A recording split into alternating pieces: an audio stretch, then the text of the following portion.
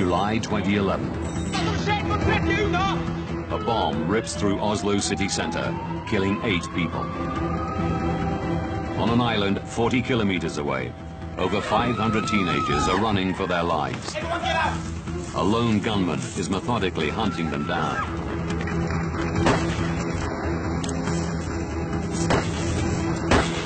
In a 3-hour terror spree, 77 people will die.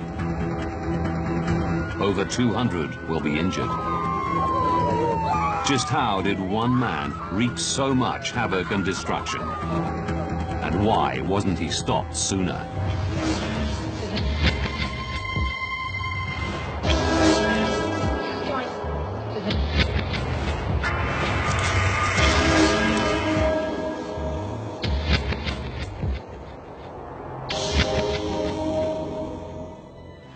Norway, Tarifjorden, 40 kilometers outside the capital, Oslo.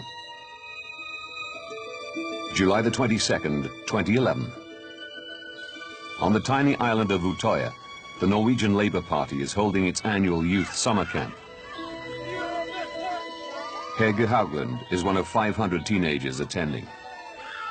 It was paradise, where teenagers could come to discuss, to learn politics, and just find new friends. 4 p.m. I had to go and recharge my phone.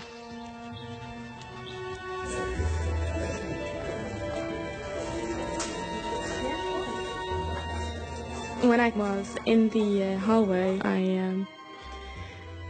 I heard rumors about a bomb in Oslo.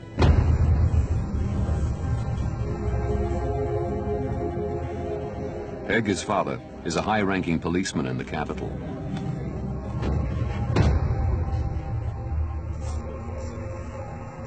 Dad? Are you okay? Where are you? It's just that I heard something about a bomb. Are you involved? And he said he was on his way back to work and I shouldn't disturb him.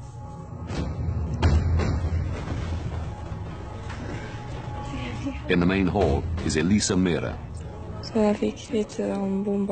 I was told about the bomb in Oslo through my friend Ege.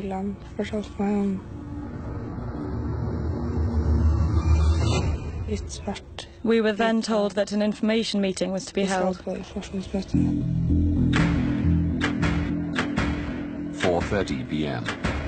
Hi guys, can I have your attention please? The camp's leaders gather all the teenagers. They told us that we had to remain calm and that it was going to be okay and we were safe. We were in an island in the middle of nowhere. Nothing was going to happen to us.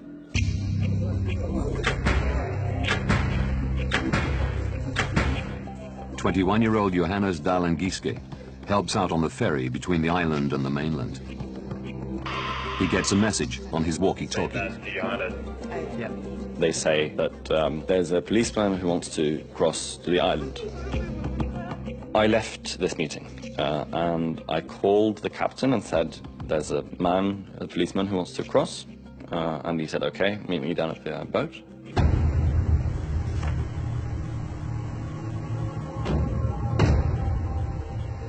When we came to the other side, we looked at this policeman. He had a very big rifle, and he had a handgun on his thigh. He appeared to me just like a policeman. I didn't think twice about that. He had said that he was from the secret police, and he was going to search the island for bombs.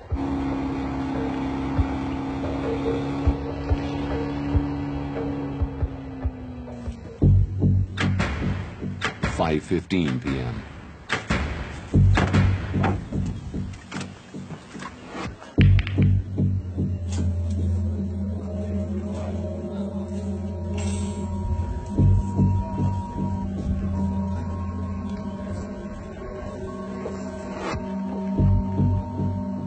The camp manager and a security guard come down to intercept him. They're suspicious about the weapons he's carrying.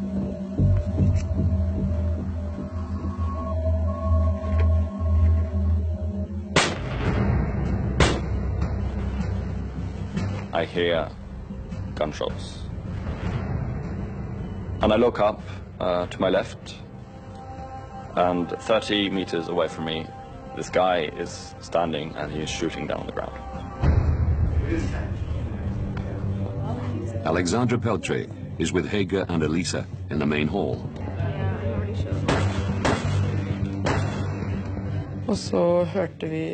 We first believed it to be firecrackers or fireworks. People got quite annoyed and felt that this was very unnecessary, as we had just been told about the bombing of the government offices.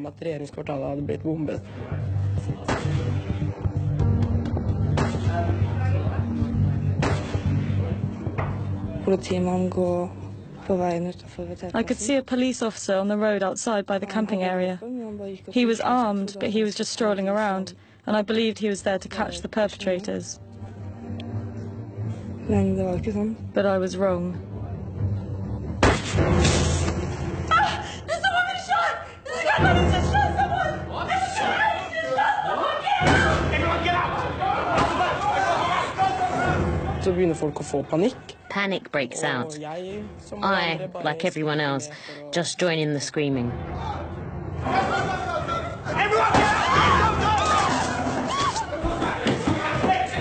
People started running around and we didn't know what to do.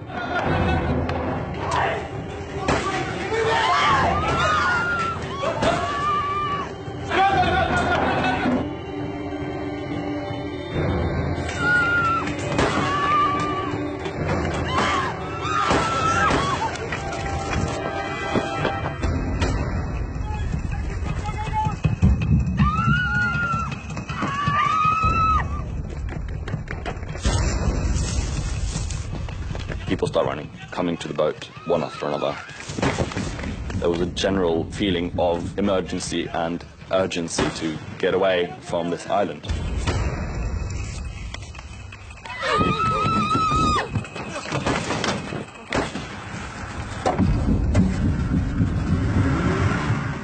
Johannes and 8 others escape. Wait! Hey! Wait! Wait over here!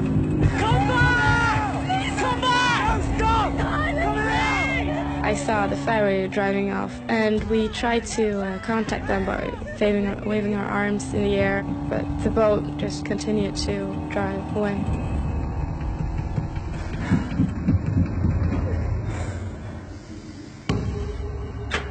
(5:24 p.m.) Over 500 people are now trapped on the island. 600 meters of freezing water separates them from the mainland.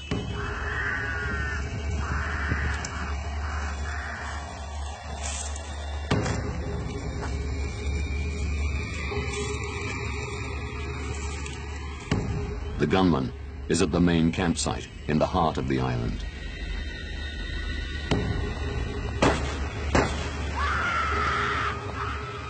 Julie Bremnes is in her tent.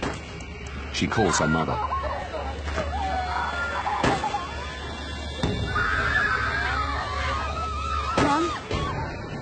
Mom, there's a lunatic on the loose. It's killing everyone. She called me and said, "Mommy, there is a maniac shooting around here. I'm trying to get the police, but I don't reach them." I realized that she was scared for her life.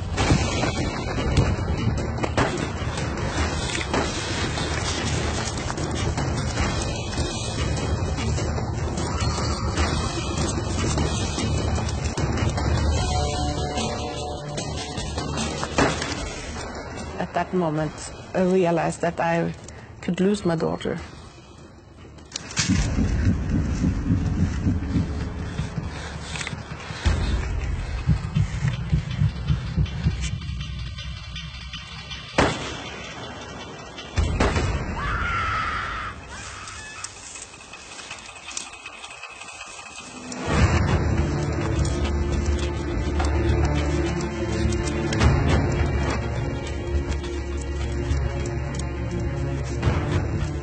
I distanced myself from the situation, and all I was thinking of was to survive.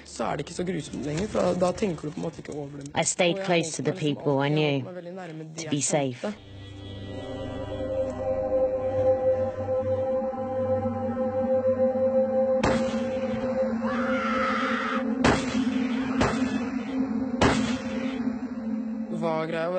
We heard shooting all the time. When we didn't hear it, we knew there was something wrong.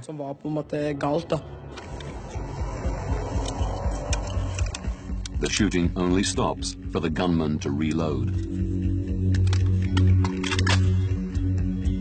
On the North Shore, Hege calls her father. He's in a meeting with Delta, Norway's counter-terrorist unit. She's put through to the Delta commander. I asked, when are you going to come save us? And he said, maybe an hour, if possible. But that they were on their way. 5:52 p.m.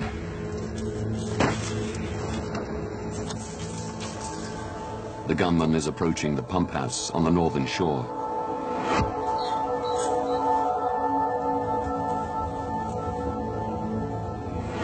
Elisa is on the phone to her mother. They say on TV he's dressed like a policeman. Her mother is worried she may mistake the gunman for a real policeman. If there were two or more, I could come out. But if there was only one, then I was to stay still. I was not to trust anyone.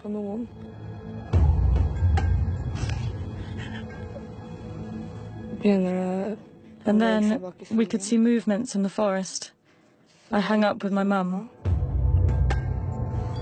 It's safe. You can come out now. Everyone come out now. That's when I decided to jump in the water, knowing that it couldn't possibly be true.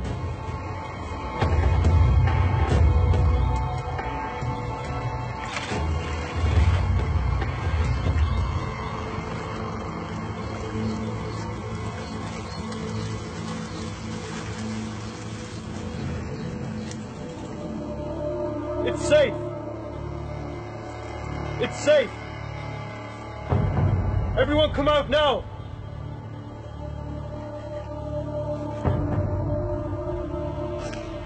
I knew what was coming.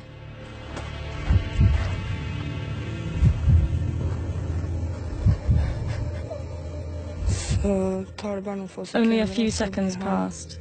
No! No, please, no! And then there was just a lot of shooting.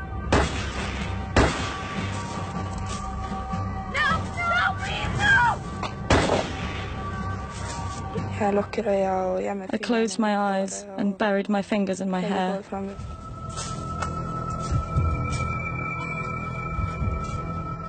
I just stayed very still and pretended I was dead.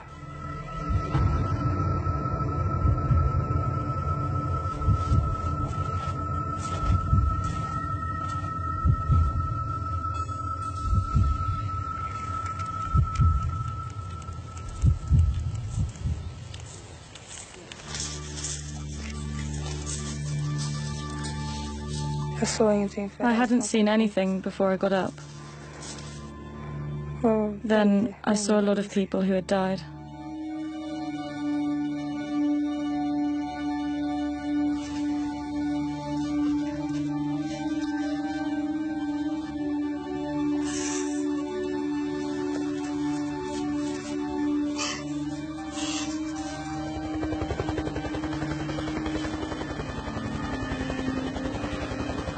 Hege is one of a number of people swimming for the mainland. The skipper of a pleasure boat rescues her and others from the freezing water. –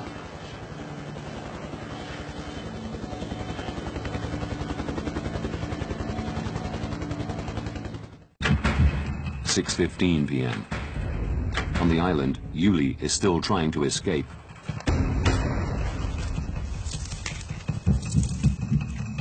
She texts her mother.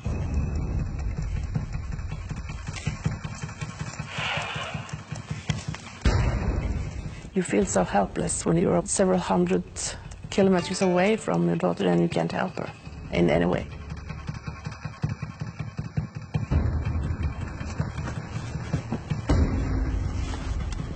Alexandra and her friends have made their way to the southern tip of the island. We can see a helicopter arriving. Thinking it's the police coming to rescue them, some come out of hiding. Down here! Help! Help! Help! Help! Help! It tilts slightly, and people start waving and signalling. But the helicopter never lands. It is in fact a camera crew from a television station. Suddenly, a man turns up. Please help us! Please help us!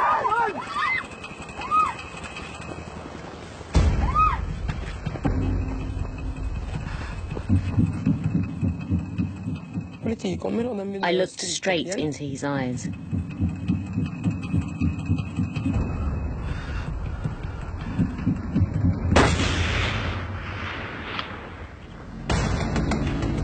6:25 p.m. A group of Delta officers approach the island. Overseeing the operation is Tarje Klevengen.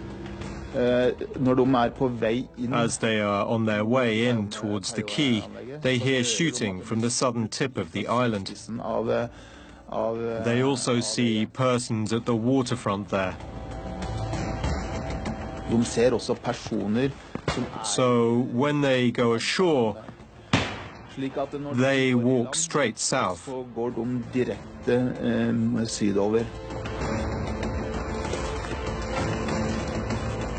Delta spot the gunman.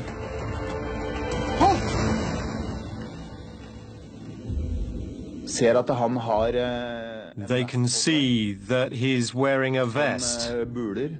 It's bulging. So to them, it may be a bomb belt. They order him to stop.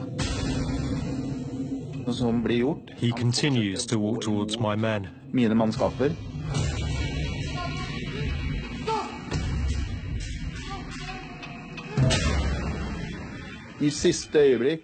At the last moment, one of the men calls out it's not a bomb belt.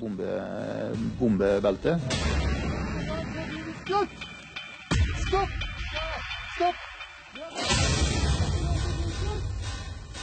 And at the same time, the person follows our orders.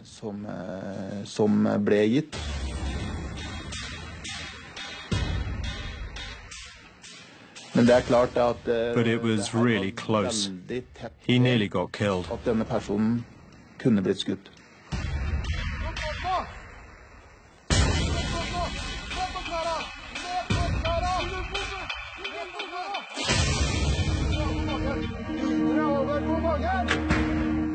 6:34 p.m.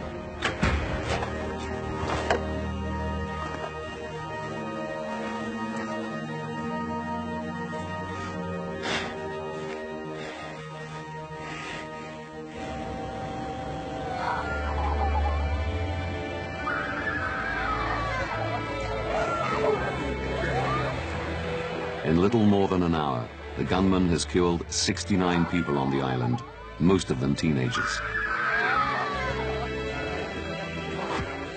Mariana Bremnes' daughter, Yuli, is amongst those who escape unharmed. I called my mom and my friends and I cried. And I told them that we were safe and we were off the island. Just told her how I love her, and she said the same back to us, and that was really, really a moving moment.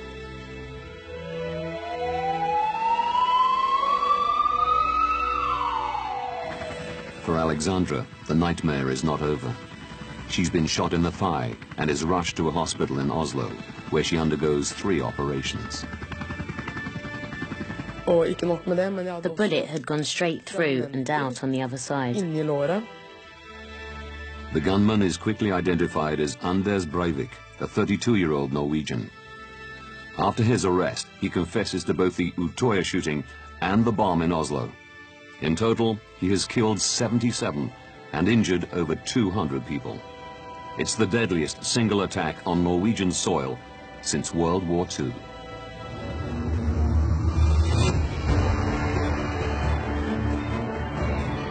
Now, by rewinding the events leading up to July the 22nd, we can reveal how just one man was able to wreak so much havoc and destruction, and why he wasn't stopped sooner.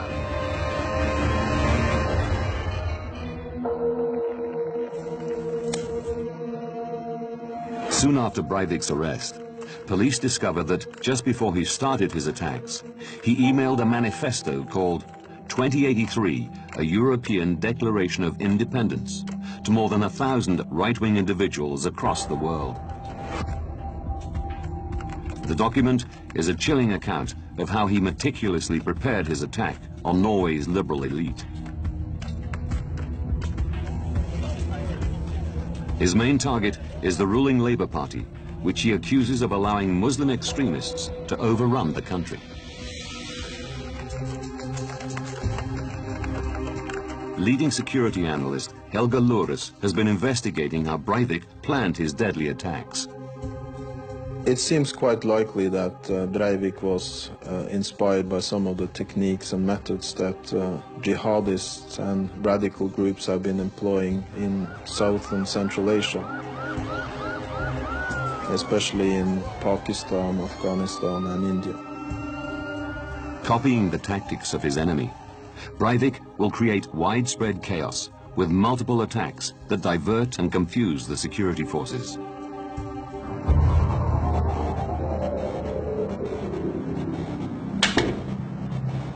First, he is to bomb the Prime Minister's head office in the center of Oslo.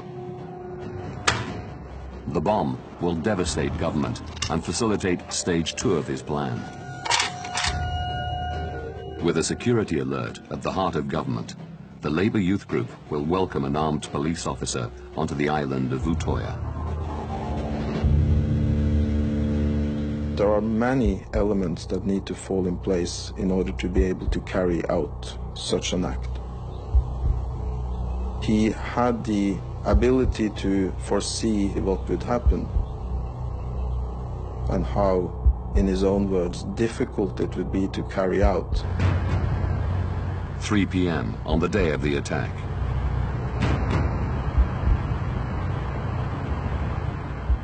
Breivik drives a white van to the government quarter in central Oslo.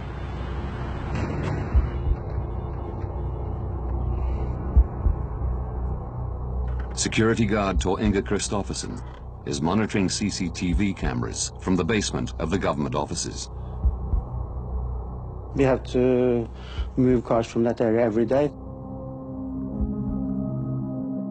Breivik parks the van right outside the main entrance to the Prime Minister's office and Justice Department. It's not allowed to stand there, so we always try to find the driver and move the car.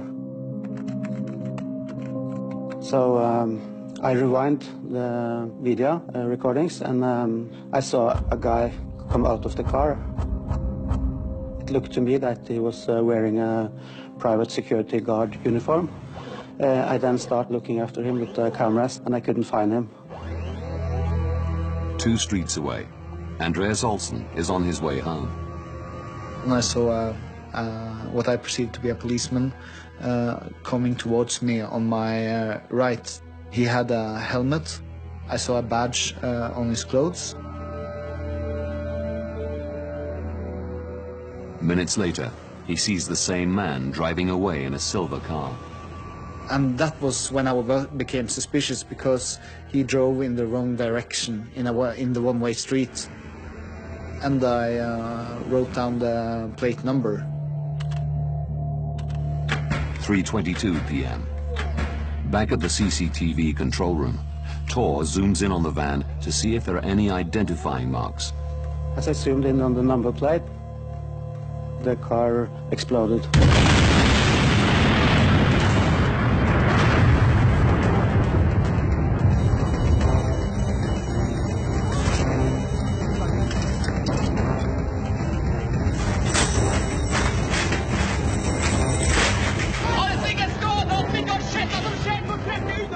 The bomb rips through the government buildings, creating total chaos.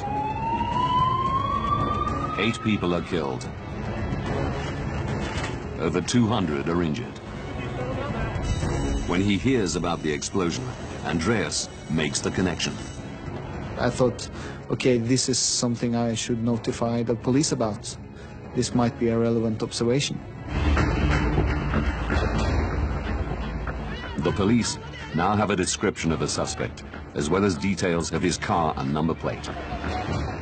Concerned about the possibility of further explosions, the police announce an evacuation.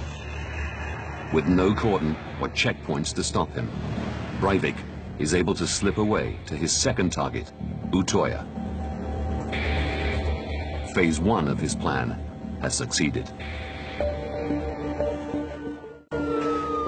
Police union leader Arne Johansen has been analyzing the security failings that allowed a bomb to be planted on the Prime Minister's doorstep. We are very naive when it comes to believing that huge tragedies never strike Norway, only others. In the West, most government buildings are heavily guarded and inaccessible to the public. No other countries besides Norway would have such low levels of security for their important buildings. We are very proud of being an open society in which everyone can move around freely, where everyone can just go straight into the politicians.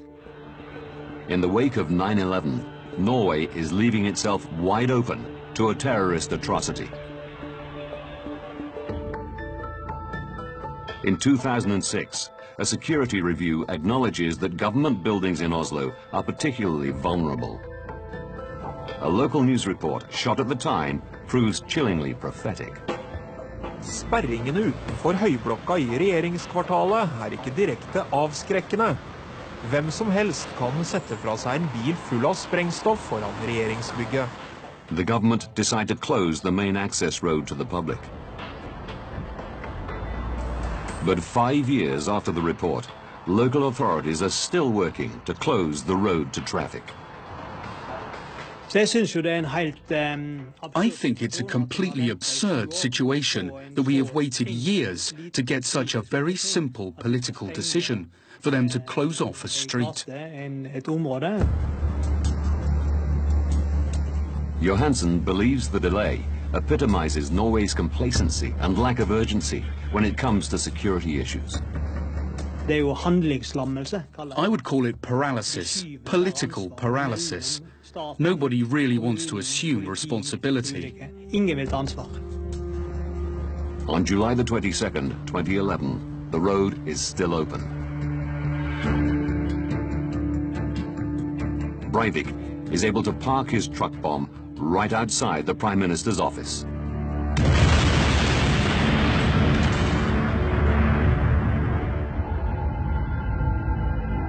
But for Breivik's plan to succeed, the bomb needs to be large enough to cause destruction on a massive scale. He decides to construct a 950-kilogram fertilizer bomb. To finance its construction, he produces and sells fake university diplomas over the internet, generating more than $600,000, which he hides in bank accounts around the world. In May 2009, he sets up a farm business to act as a front for making a fertilizer bomb. It allows him to purchase 6 tons of fertilizer without raising suspicion. Being a farmer, you can, or up till July 2011, acquire fertilizers. There is no background check. But one of his purchases does alert the authorities.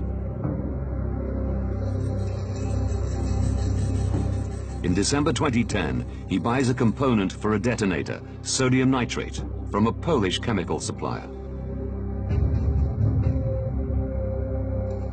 The supplier is on the watch list of Global Shield, an international customs corporation that tracks the trade of dangerous chemicals.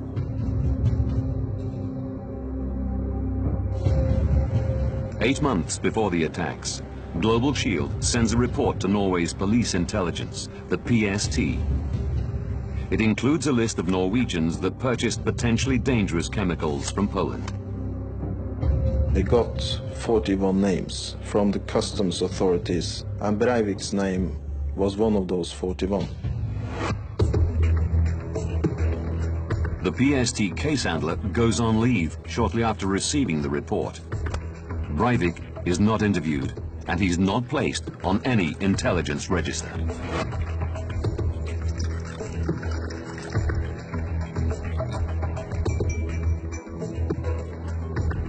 Had he been kept on a watch list, that might have given the PST some additional information, so it would be legally and operationally justified to go further in the searches of Breivik. Breivik makes further purchases of dangerous chemicals from Poland. Had intelligence been aware of these, they might have started an investigation. Instead, Lauris believes it's likely that Breivik fell off the intelligence radar. If additional information is not arrived within those 4 months, they are required to actually discard information. Breivik's purchases do not trigger an investigation. He's free to make his bomb completely unopposed.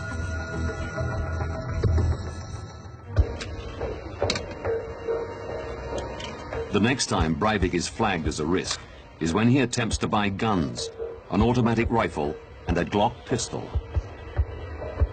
Hunting in Norway is a quite common activity, which means also that a lot of people own their own rifles. But hunters have little need for a Glock. In order to get a license to buy such a weapon, he needs to practice on a regular basis with a sports club, a pistol club. From November 2010 to January 2011, Breivik attends 15 training sessions at a pistol club in Oslo. He applies for the purchase of a Glock. It was initially actually rejected by the police. They contacted Breivik, asking for additional information. Breivik explains that he's preparing for a competition that has changed its rules to include such caliber guns. The story is confirmed by the pistol club.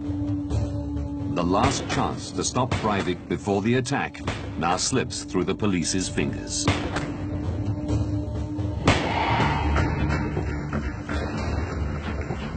It's now left to Norway's security services to stop him on the day of the attack.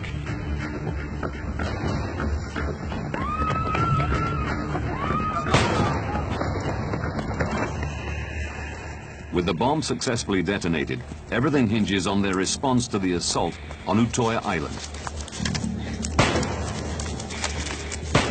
But an hour after the first victim is shot, the police still haven't arrived. Every minute actually counted. The way he willingly let himself be captured means the police would have been able to stop the killing that very moment that they actually engaged Breivik. The chilling fact is that Breivik could have been arrested earlier had it not been for police transport and communication problems. Once the first shots are fired, calls begin to flood into the police. But there's a problem. In Norway, calls to the emergency number are diverted not to a central switchboard, but to local police stations. In this case, Hønefoss. The centre has 2 incoming lines, and it is therefore possible to answer 2 calls at the same time.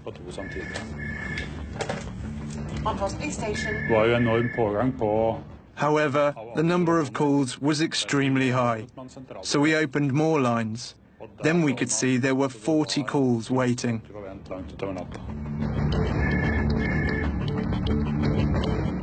I tried to call the police 3 times, but I didn't reach them. So I felt like a little bit lost because nobody could hear us, and I thought maybe the police didn't get a message. some calls do get through. And 9 minutes after the first shot is fired, Delta, Norway's elite police force, are alerted. They're in Oslo, helping secure the bomb site. Now it's vital they reach Utøya swiftly and apprehend Breivik. But the island is 40 kilometers away, and Delta have to fight through rush hour traffic and contend with windy country roads. It'll take them over half an hour to get there. All the while, the young people on the island are defenseless.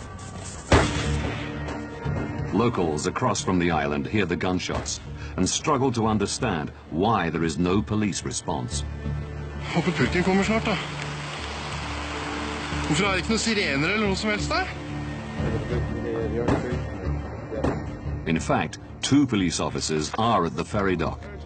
They're armed and have the authority to tackle any gunman.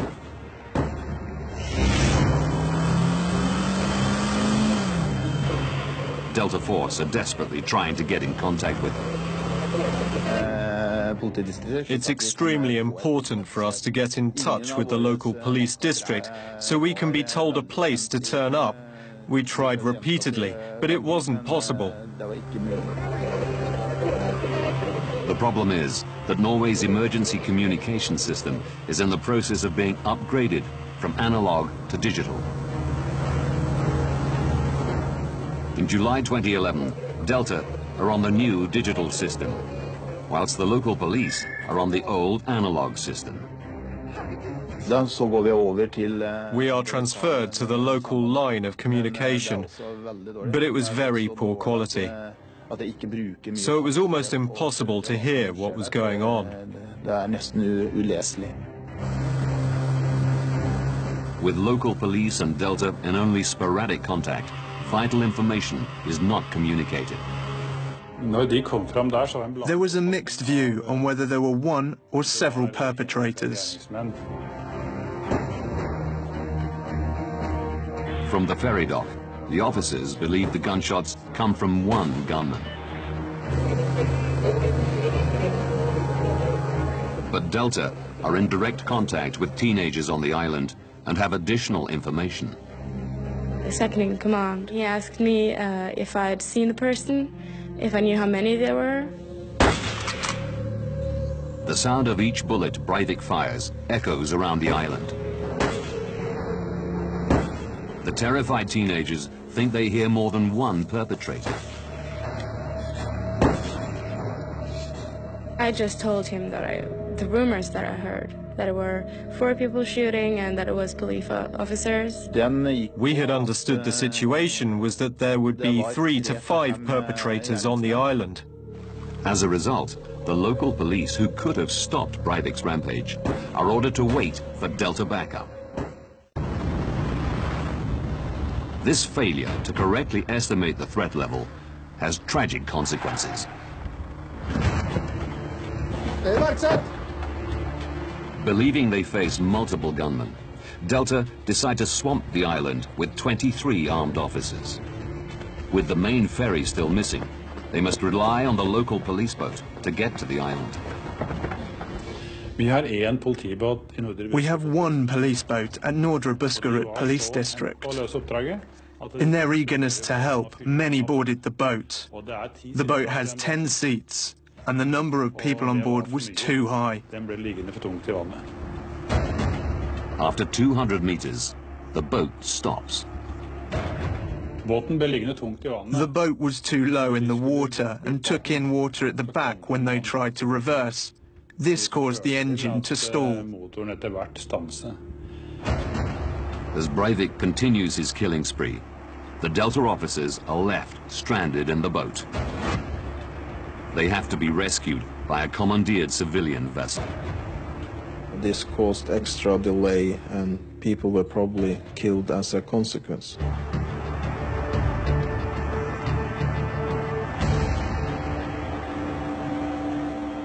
Delta finally set foot on the island at 6:25 p.m., 55 minutes after they were first notified.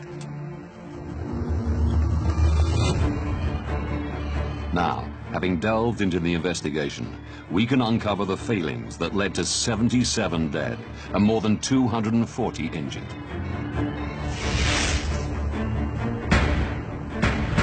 Five years before the attacks, Norway's government are warned about potential Al-Qaeda terror attacks on their government buildings. While security services are fixated on catching Islamic extremists, Anders Breivik, a Norwegian national, is masterminding a terrorist attack on the liberal elite. 4 years later, Breivik works alone to construct a fertilizer bomb and assemble a deadly arsenal of weapons. Intelligence failed to realize the internal threat from the far right, and Breivik's preparations go undetected. 1 hour, 16 minutes to tragedy. Breivik emails a hate-filled manifesto to right-wing extremists around the world.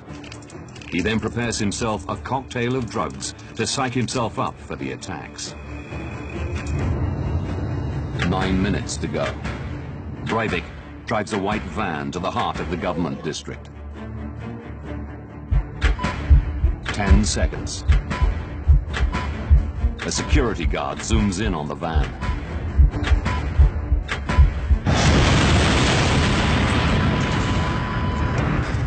Eight people are killed. Many more are injured.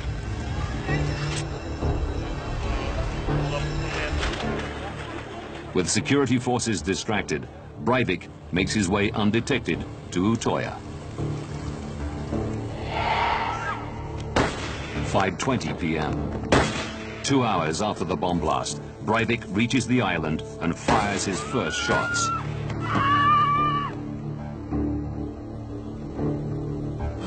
The elite Delta team are contacted within minutes. The island is only 40 kilometers away from Oslo, just 10 minutes by helicopter. But Delta don't own one. They must rely on the police or military to supply them. On July the 22nd, no helicopters are available. They have no option but to take the half-hour drive to Utoya. Communication issues delay Delta yet further. And for over an hour, Breivik is unchallenged by the police. The local police station is overwhelmed by calls from the island. Breivik claims to have called police 10 times to surrender, but only connected twice. When the security forces fail to arrive, he continues his killing spree. Estimates from within the security forces have calculated that the communication and transport issues delayed Delta's arrival by approximately 16 minutes.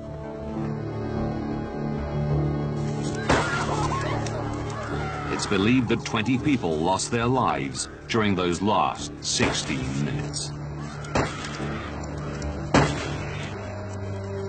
We are insulated in Norway from the harsh realities of the world, and that caused people to sleepwalk into the realities that later struck so hard.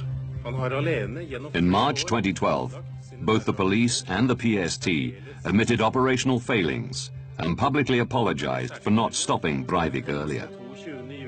På vegne av PST vil jeg beklage at vi ikke klarte å forhindre terroraksjonen. The Norwegian government have increased investment in their intelligence service and have improved communication and transport for their emergency services. Anders Breivik has been charged with acts of terror and murder. He faces the maximum sentence of 21 years in prison.